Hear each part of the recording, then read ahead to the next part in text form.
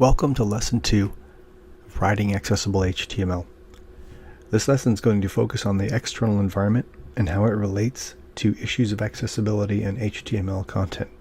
Included in this discussion of the external environment are the inventor of the World Wide Web, the population of persons in the United States who reported having a disability as of the 2010 census, forthcoming changes in legislation that are applicable to the topic, the increase in litigation over accessibility issues, and opportunities in the job market regarding accessibility. And before we get started, let's have a few first steps to discuss with you briefly, things that will help you understand the importance of accessibility from a larger context. First, to do some research on the legal aspects of web accessibility, legal cases, pending or completed litigation, regulations, and laws about the topic, just to give yourself an idea of where the legal environment is in relationship to web accessibility. Second, to look into the job market demand for web accessibility specialists, job openings, job descriptions, duties that are being requested or desired, skill sets that are being looked for or sought out by hiring managers. And just to find yourself at least one example of each, but to engage yourself in a research process to gain a larger understanding of web accessibility than simply the steps of changing tags in HTML code and changing the structure of a document for a web page. So to start off, I'm going to just show you a slide here of the inventor of the World Wide Web, Sir Timothy Berners-Lee. And he said, "The power of the web is in its universality. Access by everyone, regardless of disability, is an essential aspect." So he invented all of the major technologies that are the foundation of the World Wide Web. So that would begin with HTML, the language itself that comprises an HTML document, which is a web page. He invented the hypertext transfer protocol, which is the method by which web browsers and web servers communicate. For that matter, he invented the first web browser, the first web server, and the method by which we look up web addresses, the Uniform Resource Identifier, or URL, Uniform Resource Locator, which we just call a web address. So he invented all those technologies for the exchange of meaningful information, as we discussed in Lesson 1, which is HTML. And his perspective is that that medium of communication, the World Wide Web, the intent was that everyone could use it, regardless of any disability, disabling condition, or situation in which they find themselves.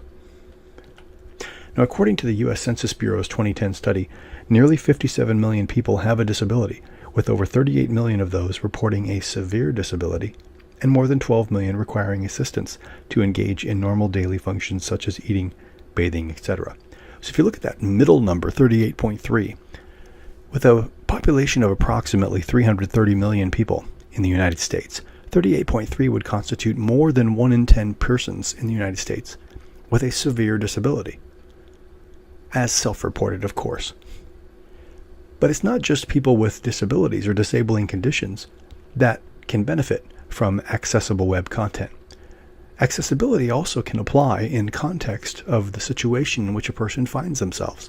For example, if you are in a library and you are watching a video and silence is required, if captions are on that video, even though you may have perfect hearing, captions will help you access the content of that video in an environment where the situation calls for silence, even if you don't have a physically disabling condition. Accessibility provides better overall usability, better access for search engines to index content and make it searchable and usable, more usable information, and more compliant and cross-browser compatible content. So there's a lot of improvements and benefits of accessible web content beyond that of serving those with disabilities. Now, the legal environment of web accessibility, just to discuss briefly, there are a number of agencies that are involved directly with the creation of regulations and the enforcement of those laws and regulations. And those agencies would be such like the Department of Justice, a federal agency, the Office of Civil Rights, the Department of Education, and the Federal Communications Commission. Now, all of these agencies are finalizing their legal positions, and the intent was to have them done by January 2018, regarding web accessibility and the potential results of organizations not moving towards compliance with Web Content Accessibility Guidelines 2.0 AA, which is the standard being used by these aforementioned agencies, are complaints of discrimination brought by the Office of Civil Rights for failing to provide an equal experience under Section 508 of the Rehabilitation Act. Now further, according to the Section 508 website, persons with the skills to test the accessibility and or compliance of web content are a requirement and cannot be replaced by automated testing systems or software. So what that basically means is you can use an automated evaluation tool to scan your content and give you a list of things to begin to look at and to begin to test manually and to look at fixing manually. And so automated evaluation tools can help you be pointed in the right direction and give you a workflow and a list of things to look at for resolution. But you cannot replace manual testing with a tool. You have to have both, and manual testing is always necessary. Now, litigation over web accessibility issues has been steadily increasing over the last several years. Chances of being brought to court for not providing a fully accessible WCAG 2.0 AA compliant experience for website visitors becomes more likely with each passing day. Now, I used the acronym WCAG as a short mention of Web Content Accessibility Guidelines. In the industry, it's just called WCAG 2.0 AA. So this was a study that was done, you can see, between 2013 and 2016. Litigation over federal court over ADA, Americans with Disabilities Act, Title III web accessibility issues more than doubled. So there's certainly an increase in these types of issues being brought to the courts for resolution. Now, on the bright side of this issue is a study that was done by WebAIM, Web Accessibility in Mind, in 2014, which shows that there is a lack of trained, knowledgeable web accessibility specialists in the market. This lack of available skills in the marketplace indicates that job opportunities for those trained and experienced in how to write accessible HTML will continually improve for the foreseeable future.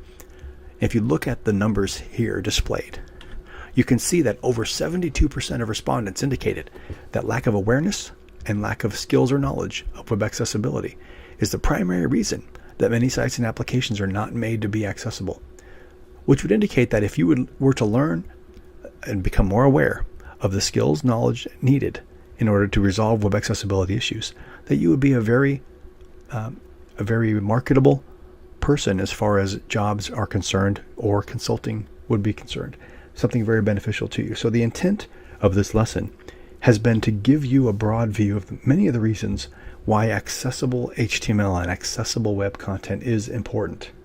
So I invite you to think about this, do some research on the legal environment and the job opportunities available, and consider those as you move on to lesson 3.